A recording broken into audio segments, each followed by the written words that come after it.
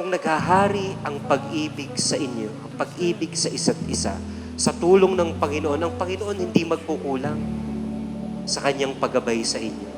Pero palagi sanang tumawag sa kanya, palaging magdasal at buksan ang sarili sa Panginoon na nagbubuklod sa inyo ngayon sa banal na sakramento ng kasal. Hindi lang sa pagkakataong kayo nagkakilala at umibig sa isa't isa.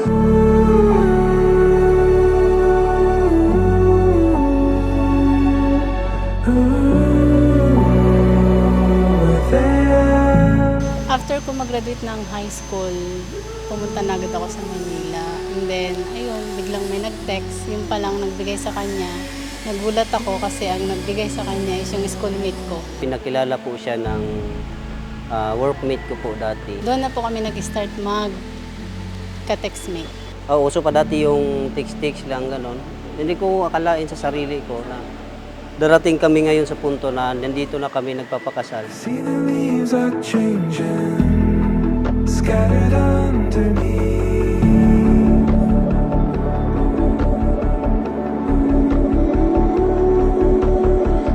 The weight of my perspective.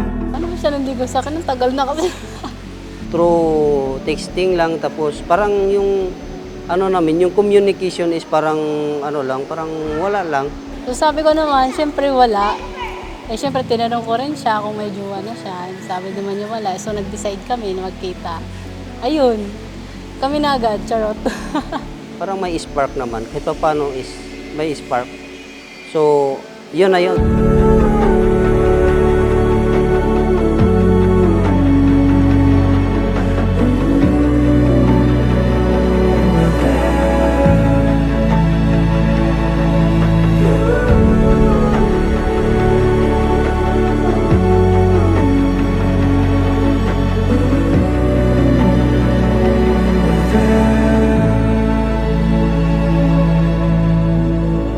Tanggapin ninyo ang pagbabasbas ng Panginoon upang kayo ay maging tapat sa inyong ipapahayag na pangako sa pagmamahalan hanggang sa huling sandali ng inyong buhay. At pagawa nga ninyong tanggapin at ialay ang inyong sarili sa isa't isa at sa inyong mga supling na ipagkakaloob ng Panginoon sa mga anak sa inyong buong pamilya upang kayo ay maging inspirasyon sa pag-ibig. Pag-ibig na nagsisikap, tularan ang pag-ibig ng ating Panginoong Hesukristo na hindi lang tayo ibinibig dahil sa maligaya, dahil sa maginhawa, kung hindi ba yung pag-ibig ng ating Panginoon ay mas nahayag sa kanyang pagharap sa pagpapakasakit at kamatayan.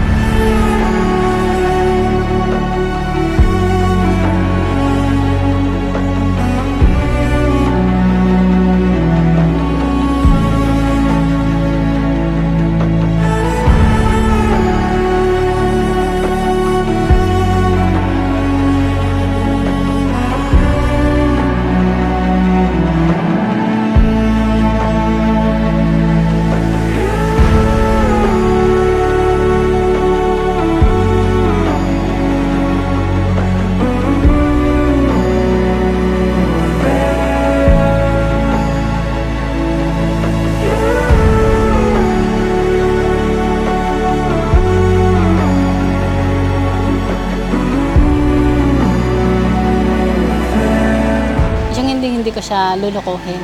Sa lahat ng mga marami na kami mga pinagdaanan na mga pagsubok. At hindi rin naman siya bumitaw. Doon ko nalaman doon ko na tanim sa isip ko na si Grace po ay para sa akin talaga. Bigay siya sa akin ng Panginoon. Sabi ko, Lord, kung ito man yung babae na to ay para sa akin talaga. Magiging mabuting may bahay ako sa kanya.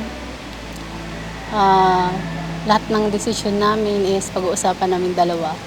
Sana darating ang punto na aabot kami sa kasalan.